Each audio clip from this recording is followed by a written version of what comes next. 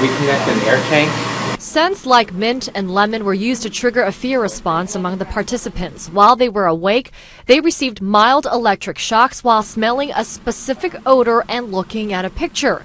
Then they were reintroduced to the same smell while they were asleep.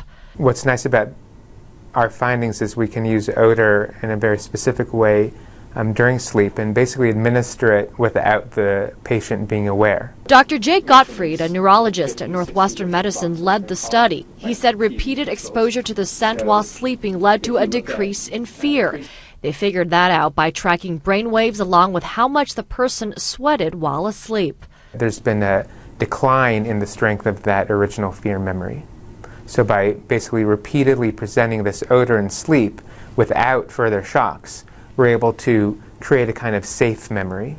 Dr. Gottfried says this kind of therapy could be effective for people suffering from post-traumatic syndrome.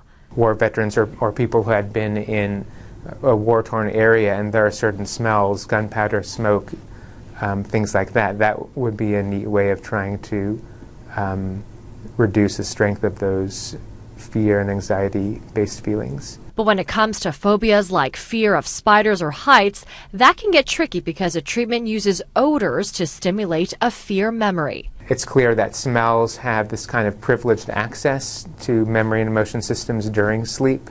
There might be a way of coming up with some creative ways to try and use this as a kind of subconscious exposure therapy.